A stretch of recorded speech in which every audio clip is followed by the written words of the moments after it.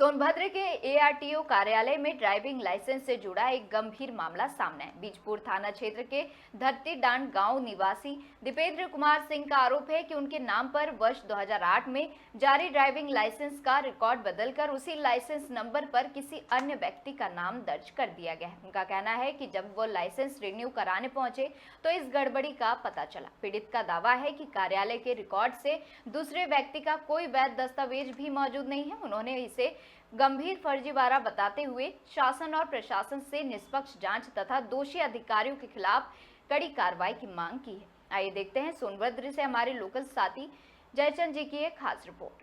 दर्शकों नमस्कार, मैं हूं जयचंद और आप देख रहे हैं लोकल न्यूज ऑफ इंडिया गाँव की गूंज दिल्ली तक।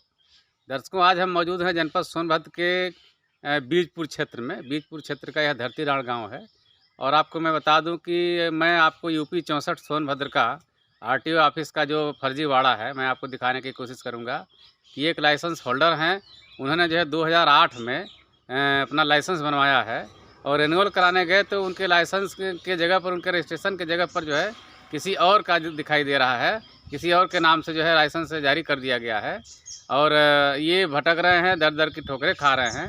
और जब इन्होंने खंगाला रजिस्टर जो पहले पंजीकृत है तो पूरा उसमें उनका स्पष्ट दिखाई दे रहा है कि इन्होंने जो लाइसेंस बनवाया था उस समय का जारी हुआ है, सारा दस्तावेज इनका पुराना रिकॉर्ड दिखाई दे रहा है। लेकिन इनके स्थान पर कोई जो है कमलेश कुमार सिंह का नाम जो है दिखाई दे रहा है और उसका जो वैलिडिटी डेट था ये 2017 का था और इनके स्थान पर किसी दूसरे का लाइसेंस निर्गत कर दिया गया है। मैं आपको दिखाने की कोशिश करूंगा, मैं इनसे विस्तार रूप से जानने की कोशिश करता हूं। क्या नाम है भाई साहब आपका? मेरा नाम दीपेंद्र कुमार सिंह है। मैं ग्राम व पोस्ट धरती डांड जिला सोनभद्र का रहने वाला हूँ और यह कि मेरा डीएल 23 मई 2008 को बना था और पहले का डीएल कागज का होता था तो मुझे भी कागज का ही मिला था। लेकिन मैं कहीं बाहर जब जाने लगा तो मुझे अब के समय में बोला गया, कई अधिकारियों ने निर्देश दिए कि आप अब एटीएम वाला बनवा लीजिए। तो मैं एटीएम वाला डीएल बनवाने के लिए आरटीओ ऑफिस सोनभद्र 2022 में गया। अच्छा। 2022 में गया तो मुझे पता चला कि अधिकारी आज कम आए हैं, आप दूसरे दिन आइए तो आपका काम करेंगे। फिर क्योंकि मैं गुड़गांव में रहता हूँ, यहाँ रहता नहीं हूँ, तो मैं जून महीने में आता हूँ। जून महीने में मैं गया था। अच्छा। फिर मैं 2023 में गया तो मुझे बताया गया कि वो अधिकारी जो डीएल का काम करते हैं वो छुट्टी पर हैं। मैं फिर चला आया। फिर मैं 2024 में गया तो वहाँ बताया गया कि अब आपका रिन्यूअल डेट 2026 में है तो अब इसको चलाइए किसी तरीके से, फिर जो है कि आपका रिन्यूअल भी हो जाएगा और आपका एटीएम वाला उसमें बन जाएगा। मैंने कहा ठीक है। फिर मैं 2026 में जब गया तो वहाँ पर जो मिले, पता करवाया ऑनलाइन करवाने के लिए, तो पता चला कि दूसरे के नाम दर्ज है। आपके पंजीकरण संख्या में दूसरे का नाम? हाँ, 72 मेरा पंजीकरण संख्या डीएल नंबर 72436 है जो दूसरे के नाम दर्ज है। अच्छा। फिर मैं वहाँ आरटीओ साहब उस समय में नहीं थे। मैंने जो है कि वहाँ पूछा तो बाबू लोग बोले कि विनोद सोनकर हैं और वो नहीं हैं और विनोद सोनकर आएंगे तो वही देखेंगे। फिर मैंने बोला कि ये पोर्टल हमें निकाल के दीजिए जिसके नाम है। तो उन्होंने, किसी ने नहीं दिया। एक बंटी बाबू हैं, बल्कि वो बोले कि विनोद सोनकर रहेंगे तभी देंगे। तो मैंने कहा अगर विनोद सोनकर किसी भी कारणवश नहीं आ पाए तो आरटीओ ऑफिस सोनभद्र का काम क्या नहीं होगा? काम थोड़ी रुक जाएगा विनोद सोनकर के बिना। तो वो चुप रहे।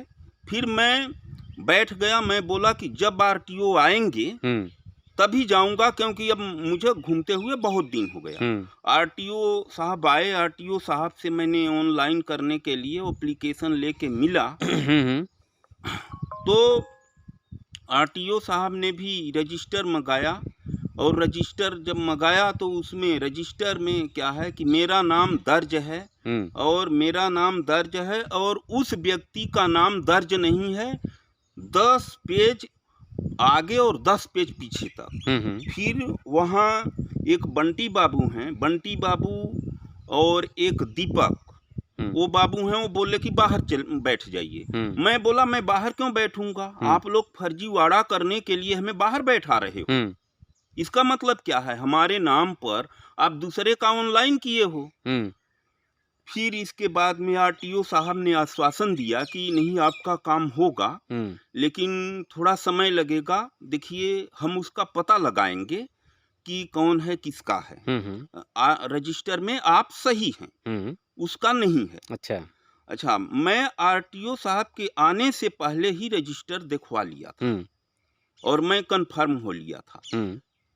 फिर इसके बाद मेरा कहना यही है आरटीओ साहब से कि उनके बाबू जितने भी कर्मचारी हैं वो आते नहीं हैं समय से। कोई आता है 11 बजे, कोई 12 बजे, किसी का कोई टाइम नहीं है, 10 बजे ऑफिस का टाइम है, तो ऐसा क्यों? और एक मेरा ये भी कहना है कि मेरा लाइसेंस 2008 में बना था, तो 2008 में जब मेरा लाइसेंस बना तो उस समय में मेरे नाम पर दूसरे का लाइसेंस क्यों बना दिया गया, क्यों ऑनलाइन किया गया? उस बाबू को या जिसने भी ऐसा किया है उसको दंड मिले।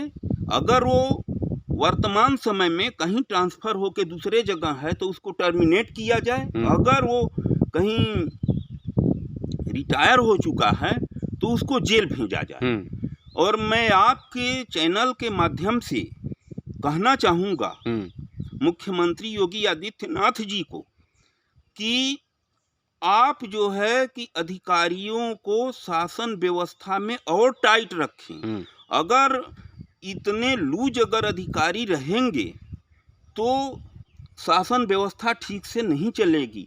अभी क्योंकि वैसे तो ठीक है आपका नाम दूसरे प्रदेशों में है कि आप अच्छे सीएम हैं, और मेरा लाइसेंस 2008 में बना है, और 2008 में जब लाइसेंस बना है तो उस समय में 2007 से और 2012 तक प्रदेश की चीफ मिनिस्टर मायावती जी थी या अन्य सरकारें भी थी। तो मेरा कहने का मतलब है कि घूसखोरी पहले भी चल रही थी, और योगी जी के सीएम बनने से जो है कि ये मतलब नहीं है कि अधिकारी बदल गए हैं, उनकी पुरानी आदतें भ्रष्टाचारी करना, घूस लेना, उनकी आदतें हैं ही, अभी बनी हुई हैं।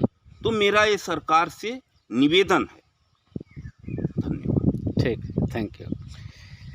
दर्शकों, मैंने आपको दिखाया कि उत्तर प्रदेश 64 यूपी 64 सोनभद्र का यह मामला है आरटीओ ऑफिस का, और इनके द्वारा जो आपने सुना अभी, इनके द्वारा बताया जा रहा है कि 2008 में लाइसेंस मेरा बना, रजिस्टर में दर्ज हम हैं, और अभी रिन्यूअल के समय में जब हम जा रहे हैं आरटीओ ऑफिस तो मेरे स्थान पर किसी और का नाम दिखाई दे रहा है, और रजिस्टर खंगालने पर आज भी मैं पंजीकृत हूँ आरटीओ ऑफिस में, और मेरे लाइसेंस के स्थान पर मेरे रजिस्ट्रेशन नंबर पर दूसरा कोई दर्ज है।